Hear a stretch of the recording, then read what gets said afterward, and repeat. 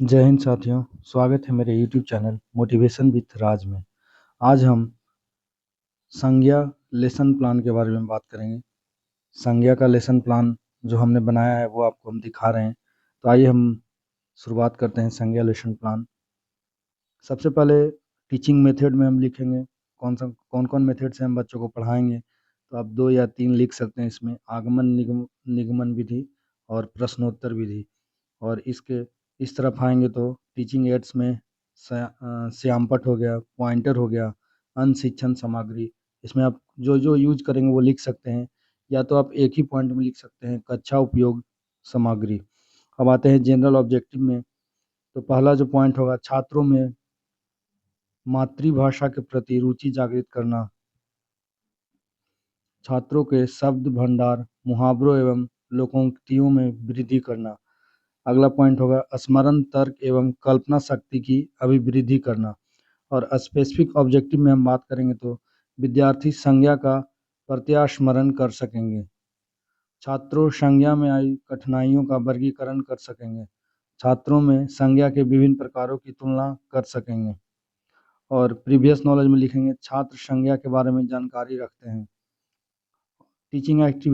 Teachers activity में जो पहला प्रश्न होगा संज्ञा किसे कहते हैं, तो स्टूडेंट का जो एक्टिविटी होगा उसमें होगा किसी व्यक्ति, वस्तु या स्थान के नाम को संज्ञा कहते हैं। अगला क्वेश्चन होगा संज्ञा के कितने भेद होते हैं, तो बच्चे जवाब देंगे 5 भेद। संज्ञा के स्थान पर प्रयोग किए जाने वाले शब्दों को क्या कहते हैं, तो ये बच्चों के लिए समस्यात्मक प्रश्न होगा।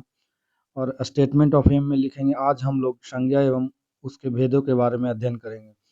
अब इधर नेक्स्ट पेज पे चलेंगे। टीचिंग पॉइंट में टीचर्स एक्टिविटी, स्टूडेंट एक्टिविटी और ब्लैक बोर्ड वर्क। तो टीचिंग पॉइंट में हम संज्ञा की परिभाषा लिखेंगे, और इधर टीचर्स एक्टिविटी में किसी जाति, स्थान, भाव या व्यक्ति के नाम को संज्ञा कहते हैं, उदाहरण पशु, सुंदरता, दुख, भाव, मोहन आदि।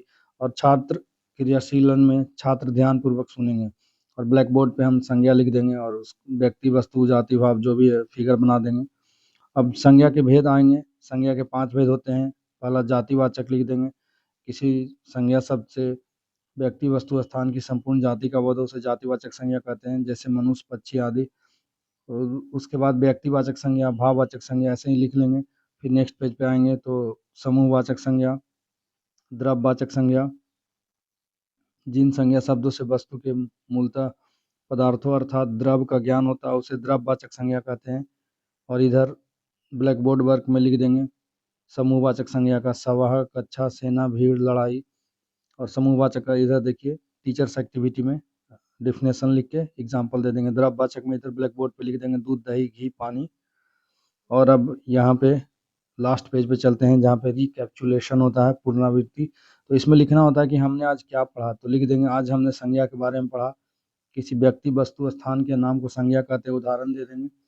और इवैल्यूएशन क्वेश्चन पूछना बच्चों से, तो जातिवाचक संज्ञा किसे कहते हैं, व्यक्तिवाचक संज्ञा किसे कहते हैं, भाववाचक संज्ञा किसे कहते हैं। आप कोई भी प्रश्न पूछ सकते हैं बच्चों से, ये कोई ज़रूरी नहीं है हम जो लिखे वही लिख सकते हैं।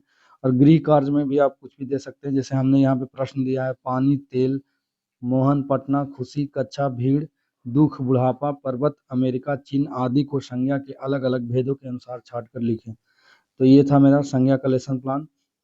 बाकी मिलते हैं अगले लेसन प्लान में, तब तक के लिए धन्यवाद।